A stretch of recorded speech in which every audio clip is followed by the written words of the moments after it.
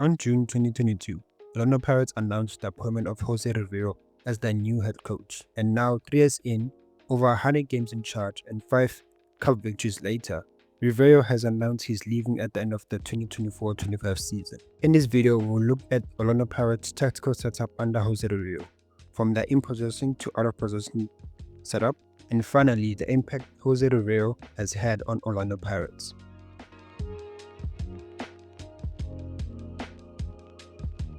At the beginning, when Rivero came to South Africa, he didn't get the best of World Cups. You came to South Africa, people calling you by names. Are you aware of that? No. Which names? Like a plumber. People were Plumber? What happened with Plumber? It's a term used in South Africa for a coach who's said to be not knowing what he's doing. Well, those are things that I can't control. I just try to focus in my understanding of the game, my plans, my methodology, and I didn't have an easy arrival here in South Africa. That's the truth.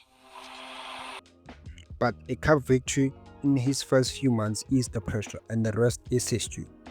And having watched Orlando Pirates play this season, I can tell you they are quite interesting team to watch tactically. So let's break down that, starting with the in-possession approach.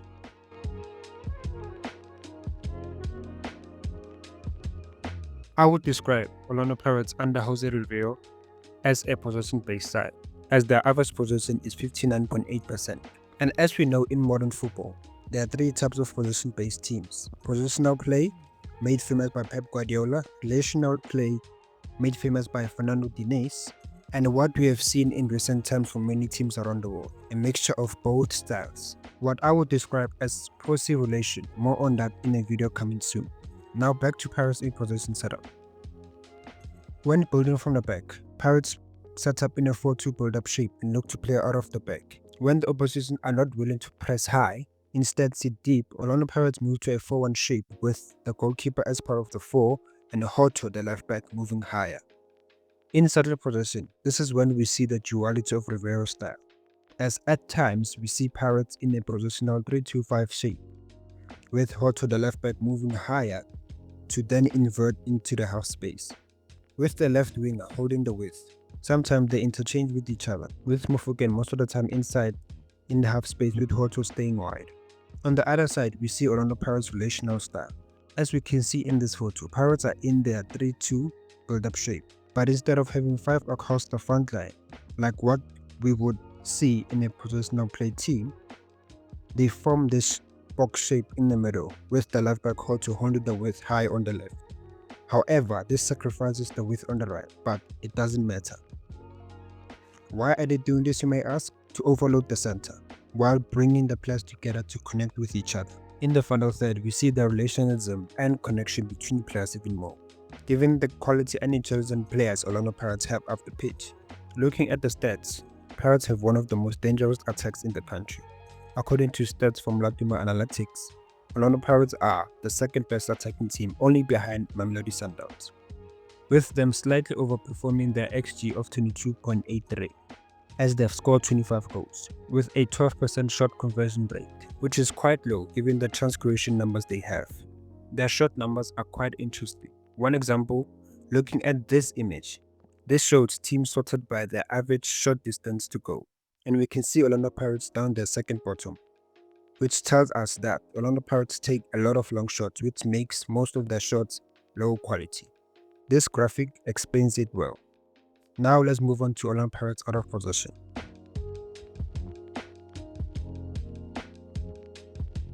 Out of possession, Orlando Pirates sets up in a 4-4-2 shape and look to press in a man-to-man fashion. And like with many teams who use a man-oriented press, at times this can leave Orlando Pirates vulnerable. For example, against CRB in the CAF Champions League, they were able to play through Pirates' press and caught them in a 3v3 situation. In big games, Rivero's Pirates adopt a more cautious approach, opting not to press high, not to play out of the back, and defend deep in a 5-2-3 shape, which I understand the necessity of doing so. But this approach led to Sundowns destroying them until they adjusted in the second half. Also, using this approach got them through the semi-final of the CAF Champions League. So in my opinion, I would like to see them adopt this approach to see off games, not as an entire game plan. Now, let's look at The Impact of Jose Rivero at Orlando Pirates.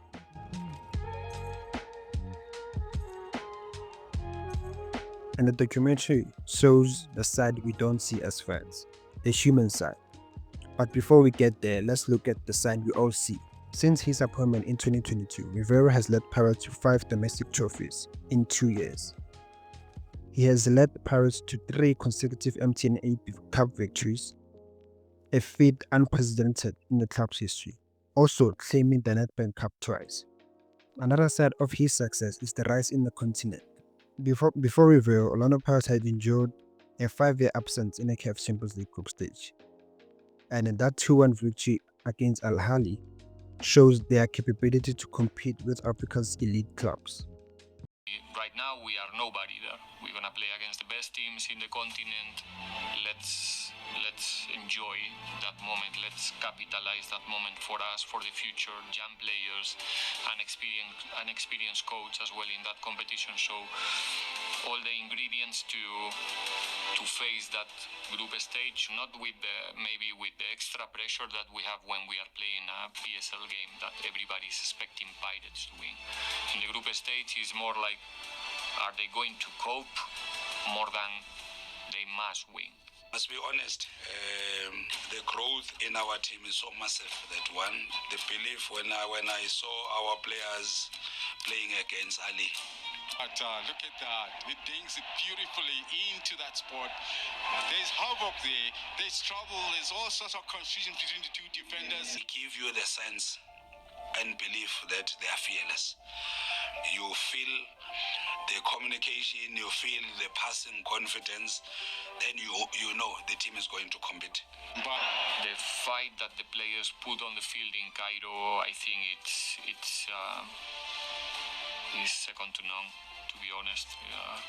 It was amazing to see them competing against a proper team, trust me, and the way they did it, getting the result in the end, it was an extra, but just the performance that they developed in Cairo was, again, small or important moments that we need to keep on, capitalizing ourselves as a group, to trust in ourselves, to really have that confidence in ourselves. Teams that do well in Africa are teams that have the capacity to first understand, adapting to the environment by getting the food, the chefs that they send in advance, bringing your own food, bringing your own water, getting your own bus, because these are the elements that become a setback in the minds of the players. I think our management has played a big role in lessening the challenges that you normally face in Africa before you play a match. As I have mentioned, Jose Rivero's tactical approach marries the European style with the flair of South African football. In his words, is the last objective, let's say, but we are also in the business of the entertainment. We must offer a good product for the people, and it's a little bit romantic vision. So play good football, entertain, play offensive football, and as a final product, manage to be competitive, to win trophies, to improve the history of the club. That's the final goal. But the process and the way you do it, it's for me where the real trophy and the success. Tito is the type of player that the South African football fans wants to see on the field, and especially in those type of games. They bring you, how you call it here, the flair, the identity of our football, the origin of our football as well. Tito is coming from that space, so he must be himself also in a different space, in my opinion. Always never forgetting that we are playing to win. We are in the business of the 3 points and winning matches. We are not in the business of stepping in the ball and making tricks. But I think Tito is one of those players that I recognize that they need to do those things to get the confidence, to get a little bit of arrogance as well in their game, and it's necessary. And I think our fans love it. Want each and every player to be themselves, to be the player that they want to be on the field. And Tito is not an exception. We cannot just be happy when Tito is doing the right things and when he's doing things that maybe not many players can do, and then try to judge him when he's trying to do the same thing and it's not working, because then we are only pleasing and happy when he's accurate and not when he's brave. You understand? So a special one in a special day, special things can happen. But his leadership extends beyond tactics. For me, like in a sentence, I can just say, Coach Rivero is like a father to us now. You have taught me a lot. A soccer player doesn't need to play in one position. You need to adjust yourself, and especially when you are getting older, you need to be dynamic. He trying to help and motivate you to be a player. Besides football only, but life as well. So it's someone who can sit down with you, even though he likes to speak about football, but he can ask you different things aside. Because I remember when I got my first injury, it was not okay.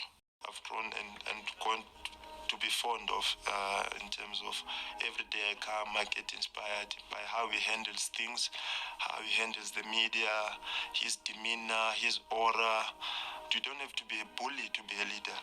And I've seen that with him, and you don't have to be loud to be a leader. Obviously, in general, I'm a very empathic person, sometimes too much, and capable to read or to feel sometimes even the people's emotions around myself. And for me, it's not about only individual relationships with them, which I have obviously with some of them more close than with others. That's normal. It's human nature. We don't have to pretend to be close or to be friends if it's not true, as long as we respect to each other.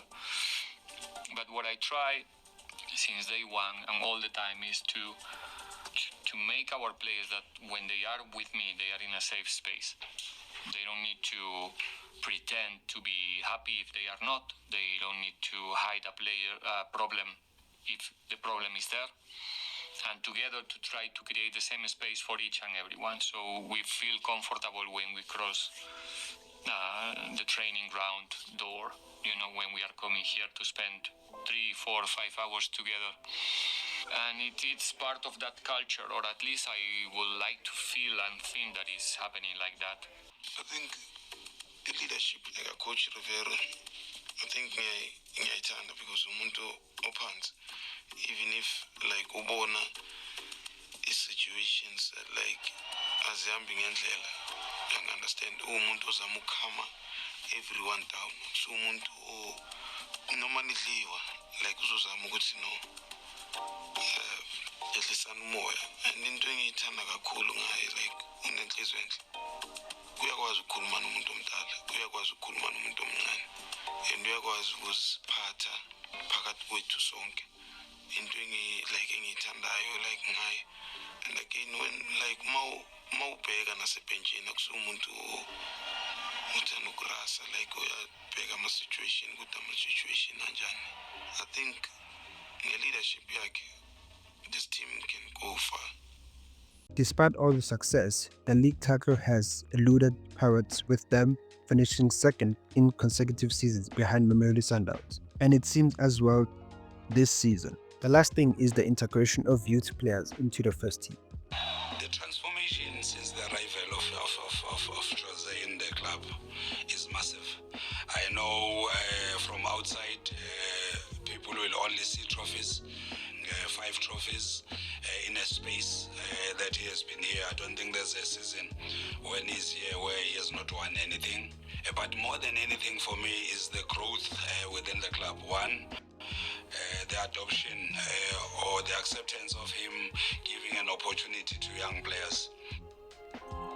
Rele, currently the name is so big, but when he arrived here, there was no Rele in the setup. Nkota, Sisane, just to mention the few. Rivero has consistently demonstrated a commitment to promote the young talent into the first team. Some examples include Relebogile Mofokeng, now a regular starter and a Bafana Bafana international player.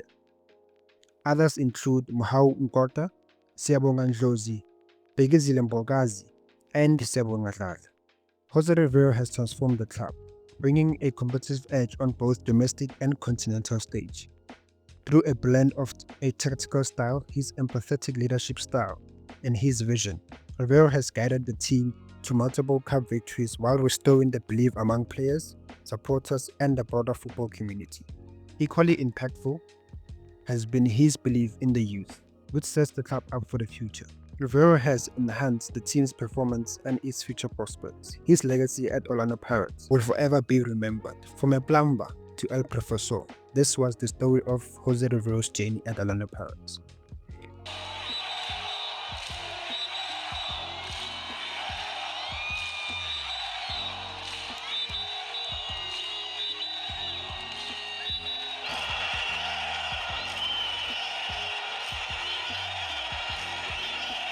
That's it for today. Thank you for watching. If you enjoyed, do me a favor, hit that like button. Until next time,